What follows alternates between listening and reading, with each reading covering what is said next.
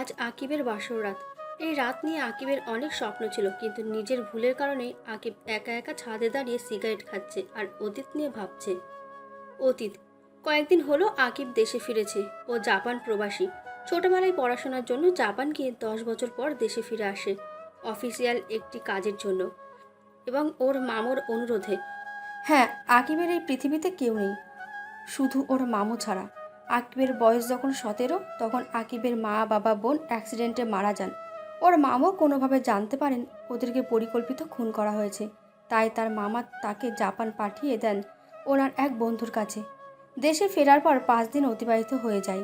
আকিব নিরিবিলি রাস্তা দিয়ে নিজের ব্যক্তিগত গাড়ি চালিয়ে বাড়ি ফিরছিল। হঠাৎ একটা মেয়েকে দেখে রাস্তার ওপাশে কিছু বাচ্চাদের সাথে খেলা করছে। আকিব মেয়েটির চেহারা দেখে অন্য এক অনুভূতিতে হারিয়ে যায়। কয়েক মিনিট মেয়েটির দিকে তাকিয়ে পাশ দিয়ে একটা গাড়ি যাওয়ায় আকিবের ঘোর কাটে। এরপর তাকিয়ে দেখে মেয়েটি ওখানে নেই। আশেপাশে অনেক খোঁজে, কিন্তু মেয়েটি কোথাও নেই। কেটে যায় একদিন। আকিব কিছুতেই মেয়েটির মায়াবী মুখটা ভুলতে পারছে না। তাই ওর এক বন্ধুকে বলে মেয়েটির ব্যাপারে খোঁজ নিতে। আর সেই বন্ধুর সাহায্যে 3 দিনেই মেয়েটির সম্পূর্ণ পরিচয় বের করে ফেলে আকিব। মেয়েটির নাম আফসা। ওদের পাশের এলাকায় একটি বেসরকারি প্রতিষ্ঠানে কাজ করে এবং আকিব যেই এলাকার, ওই এলাকারই একটি বাসায় ভাড়া থাকে তার মা এবং ছোট বোন নিয়ে। এরপর থেকে আকিব রোজ আফসাকে ফলো করতে শুরু করে। সকাল সকাল বাড়ির সামনে দাঁড়িয়ে থাকা, অফিসে যাওয়া আসার সময় ফলো করা, আফসা বাচ্চাদের কাছে থাকলে সারাক্ষণ আশেপাশে ঘুরঘুর করা ইত্যাদি। ওদিকে আফসা ব্যাপারটা বেশ বুঝতে পারছে যে এই ছেলেটি তাকেই রোজ রোজ ফলো করে। এক সপ্তাহ পর আফসা বিরক্ত হয়ে অফিস থেকে ফেরার পথে একেবারে সোজা আকিবের সামনে গিয়ে আকিবকে প্রশ্ন করে। কি ব্যাপার? আপনি রোজ রোজ আমাকে ফলো করেন কেন? হঠাৎ এমন প্রশ্নেও যেন আকিবের বোধগম্য হলো না। সে যেন এটারই অপেক্ষায় ছিল। তারপর একটু ভাব নিয়ে বলল, আমি আমি কেন আপনাকে ফলো করতে যাব? দেখুন, নাটক করবেন না। আমি বেশ বুঝতে পারছি আপনি আমাকে ফলো করছেন। সো আপনি হেয়ালি না করে বলে ফেলুন কি বলতে চান। আকিব আবার একটু ভেবে দেখলো, আর কত, এইভাবে তো চলা যায় না। তার চেয়ে ভালো আফসাকে ওর মনের কথা বলে দেয়, দেখে কি হয়। মনে মনে ভাবলো, এরপর বলল, আসলে আপনার সাথে আমার কিছু কথা ছিল। যদি ওই দিকটাতে যেতেন কিংবা কোনো রেস্টুরেন্টে যেতেন বলতে সুবিধা হতো আর কি। দেখুন, আপনার যা বলার এখানেই বলুন। আমারও তো ফালতু সময় নেই আপনার সাথে সময় কাটানোর। তাছাড়া আমার লেট হয়ে যাচ্ছে, বাড়ি ফিরতে হবে। পথ ছাড়ুন। আচ্ছা বলছি, দেখো আফসা, আমি এত হেয়ালি করা পছন্দ করি না, কবির ভাষায় বলতে পারি না। তাই সোজা সাপটা বলছি, আমি তোমাকে ভালোবাসি। I love you. Will you marry me? আপনি কি পাগল? এরকম চেনা নেই জানা নেই হঠাৎ এসে বলছেন বিয়ে করার কথা। বিয়ের মানেটা বোঝেন আপনি? অবশ্য আপনাদের মতো বড়লোকের বিগড়ে যাওয়া ছেলেরা আর কি বা পারে রাস্তায় এসে মেয়েদের ডিস্টার্ব করা ছাড়া। আর কি যেন বললেন, বিয়ে? শুনেন, আপনাদের মতন বড়লোকদের লোক দেখানো বিয়ে শাদির আমি ঘৃণা করি। বুঝতে পেরেছেন? কোথা থেকে কে এসে আমাকে বিয়ের কথা বলবে, আর আমিও নাচতে নাচতে বিয়ের পিঁড়িতে বসে যাব, তাও আবার আপনার মতো একজনকে। শুনেন, আমি বড় লোকদের ঘৃণা করি, ঘৃণা। তারপর আফসা নিজেকে স্বাভাবিক করে বলল, দেখুন, আপনার সাথে আমার যায় না। সো দয়া করে আমাকে আর ডিস্টার্ব করবেন না। আজ থেকে আপনি আপনার পথে আর আমি আমার পথে। এতক্ষণে আকিব চুপ করে আফসার কথা শুনল। আফসা যখন চলে যাওয়ার কথা শোনে, তখন আকিব নিজের অজান্তেই আফসার হাত ধরে ফেলে। সাথে সাথে আফসা আকিবের কিছু বলার আগে চড় মেরে দেয়। চরিত্রহীন, অসভ্য, লুচ্চু ছেলে কোথাকার! তোরা ভালো কথায় বুঝবি না, তাই না? কি পাবলিকের হাতে কেলানি খাওয়ার ইচ্ছে হয়েছে নাকি? যদি আমার সাথে দ্বিতীয়বার এমন করার চেষ্টা করেছিস তো পাবলিকের হাতে এমন মার খাওয়াবো না, সারা জীবন মনে রাখবি। বলেই আফসা হনহন করে সেখান থেকে চলে আসলো। আকিব লজ্জায় কি করবে বুঝতে পারছে না। সে সেখান থেকে চলে আসে বাড়িতে। এসে বিছানায় বসে ভাবছে, জীবনেও কেউ তাকে এতটা অপমান করেনি যতটা না আজকে অপমানিত হতে হয়েছে। আফসার প্রতি ওর প্রচুর রাগ হচ্ছে। জীবনের প্রথম কোনো মেয়েকে সে ভালোবেসেছিল, আর সেই কিনা তাকে এতটা অপমান করলো। ওই মেয়েকে তো তার চাই চাই যেভাবেই হোক।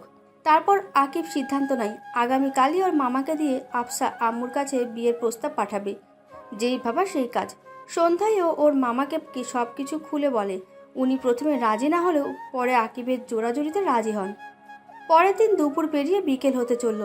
এখনও আকিবের মামার আসার নাম নেই। হ্যাঁ, ওর মামা একাই গেছেন নিজের ভাগনার জন্য বিয়ের প্রস্তাব নিয়ে। বিকেলের একটু শেষের দিকে ওর মামা একটু মনমরা হয়ে বাড়ি চলে আসেন। এদিকে আকিব ওর মামাকে এমন দেখে বিচলিত হয়ে যায় এবং বলে, বসো, সব কিছু ঠিক আছে তো মামা? তোমাকে এমন দেখাচ্ছে কেন? শোন, ওই মেয়ের থেকে অনেক ভালো মেয়ে আমি তোকে এনে দেব। ওই মেয়ের কথা তুই ভুলে যা।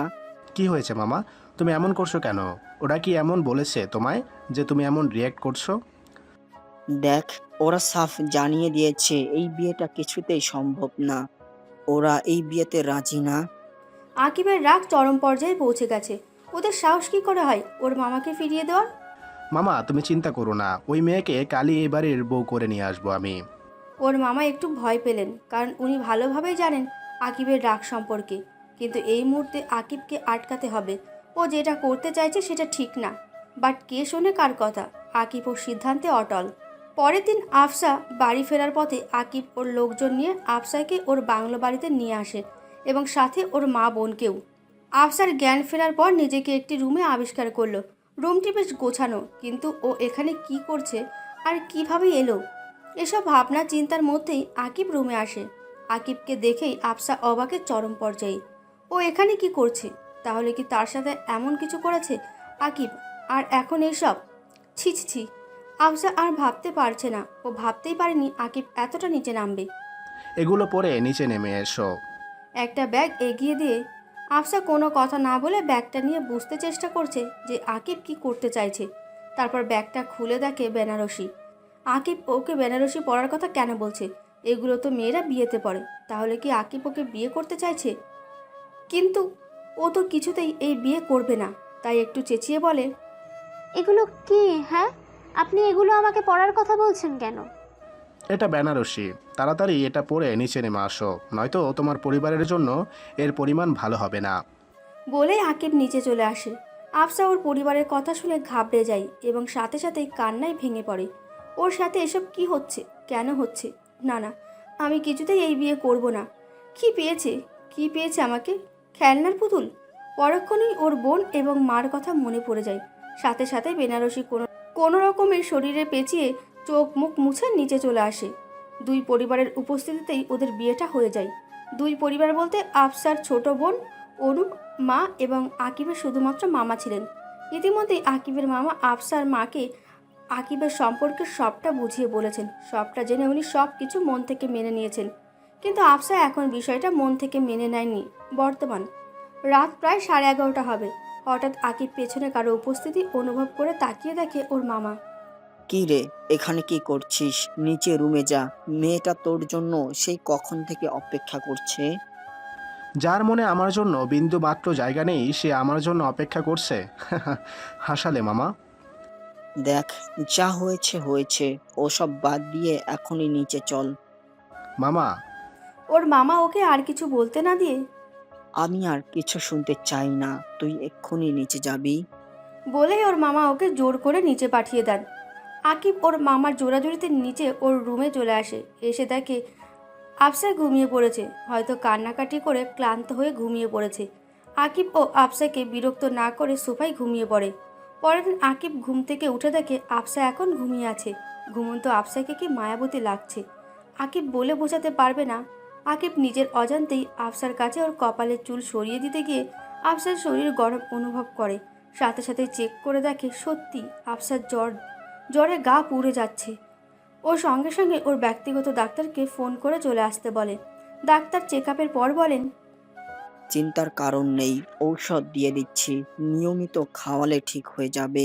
আর হ্যাঁ, টেনশন মুক্ত রাখবেন সব সময়। এরপর টানা 3 দিন আকিব আফসার সেবা যত্ন করে সুস্থ করে তোলে। যেমন খাবার এবং ওষুধ নিজ হাতে খাইয়ে দেওয়া, খেতে না চাইলে জোর করে খাওয়ানো, সব সময় পাশে পাশে থাকা, বিকেলে ওর জন্য কোনো কিছু নিয়ে আসা, রাতে মাথায় হাত বুলিয়ে ওর বুকের সাথে জড়িয়ে ঘুমিয়ে পড়া ইত্যাদি। আজ আকিব সকালে ঘুম থেকে উঠে অফিসে চলে আসে, কারণ এতদিন আফসার অসুস্থতার জন্য আসেনি। এখন আফসা মোটামুটি সুস্থ, তাই সকাল সকাল অফিসে আকিব চলে আসে। এদিকে আফসা ঘুম থেকে ওঠার পর থেকে আকিবকে না দেখে অবাকই হয়। এতদিন ওর সাথে সাথেই ছিল, আজ কোথায় গেল শয়তানটা? রাত 10টার দিকে আকিব বাসায় চলে আসে। এসে দেখে আফসা এখন জেগে আছে। ও একটু অবাকই হয় আফসাকে জেগে থাকতে দেখে। ও আর সেদিকে খেয়াল না করে রুমের দিকে পা বাড়ায়। এরই মধ্যে আফসা বলে ওঠে, কি ব্যাপার, আপনি খাবেন না? আমি বাইরে খেয়ে এসেছি, তুমি খেয়ে নাও। আফসা মন খারাপ করে সামান্য খেয়ে রুমে এসে দেখে আকিব রুমে নেই। মনে মনে ভাবতে থাকে, ও আবার কোথায় গেল এত রাতে। এদিকে আকিব ফ্রেশ হয়ে ছাদে চলে আসে এবং প্রতিদিনের মতো আকাশের দিকে তাকিয়ে সিগারেট খাচ্ছে। অন্যদিকে আফসাও আকিবকে খুঁজতে খুঁজতে ছাদে চলে আসে। এসে দেখে আকিব আকাশের দিকে তাকাচ্ছে আর সিগারেট খাচ্ছে। আফসা একেবারে আকিবের পাশে গিয়ে দাঁড়ায় এবং বলে, আকাশের দিকে তাকিয়ে সিগারেট খাওয়া কি খুব মজার? আকিব আগে আফসাকে লক্ষ্য করেন, তাই ভনিতা ছাড়াই বলে, মজার না হলেও এটাই স্বর্গীয় সুখ। তাই নাকি? তাহলে তো আমাকেও খেতে হয়। আফসার এমন কথায় আকিব অবাকের চরম পর্যায়ে। তুমি কি পাগল? শরীর ঠিক আছে তো? কেন? হঠাৎ এমন পাগলামো করছো কেন? কিসের পাগলামি? আমি তো শুধু স্বর্গীয় সুখ পেতে চাচ্ছি। আকিব বেশ বুঝতে পারছে আফসা তাকে কিছু একটা বলতে চাই, তাই আকিব আফসাকে উদ্দেশ্য করে বলে, দেখো, হেয়ালি না করে কি বলতে চাও সোজাসুজি বলে ফেলো। শয়তান একটা, ভাঙবে তো মস্কাবে না। কোথায় আমি চাইছি সবটা ঠিক করতে, সেখানে উনি পড়ে আছে ওনার ইগো নিয়ে। মনে মনে বলে আফসা, আর মুখে বলে কিচ্ছু না। কিছুক্ষণ নীরবতার পর আকিব নীরবতা ভেঙে বলে ওঠে, সরি। কেন? হঠাৎ সরি কেন? এ পর্যন্ত তোমার সাথে যা করেছি সেটার জন্য। আসলে আমি রাগের বশে। আকিবকে থামিয়ে দিয়ে আফসা বলল, থাক, আমাকে বলতে হবে না। আমি সব কিছু জানি। মা আমাকে সব বলেছেন। তো তুমি কি সবটা মেনে নিয়েছো? সব কথা বলতে হয় না, কিছু কথা বুঝে নিতে হয়। আকিব বেশ বুঝতে পারছে আফসা সবটা মেনে নিয়েছে। আকিবের বিশ্বাসই করতে পারছে না যে আফসা এত সহজে সবটা মেনে নিয়েছে। তাই খুশি হয়ে আকিব আফসাকে জড়িয়ে ধরে। ছাড়ো। কি হলো আবার? এভাবে হবে না, প্রপোজ করো। তুমি তো জানো আমি প্রপোজ করতে পারি না। তবু কিছু একটা বলো। আকিব এবার একটু ভেবে হাঁটু গেড়ে বসে বলল, প্রিয়তমা, তুমি এই জীবনে আসার আলো, বাঁচার উৎস। আমার অপূর্ণীয় জীবনের পূর্ণতা হবে কি আমার বৃষ্টি বিলাসের সাথী, রাতের আকাশের চন্দ্র বিলাসের সাথী? যদি তুমি থাকো রাজি, তাহলে তোমায় আমার অরণের আম্মু বানাবো আজই। আফসা শক্ত করে আকিবকে জড়িয়ে ধরে বলে, কে বলেছে তুমি গুছিয়ে কথা বলতে জানো না, প্রপোজ করতে পারো না? অনেক সুন্দর হয়েছে প্রপোজ, কিন্তু শেষে ওটা কি বললে? শয়তান একটা।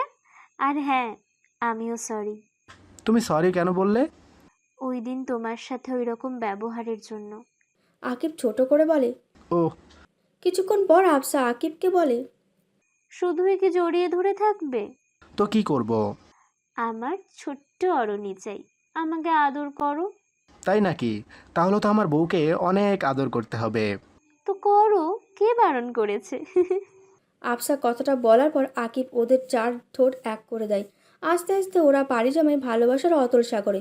পূর্ণতা পাক ওদের ভালোবাসা, পূর্ণতা পাক ওদের সংসার।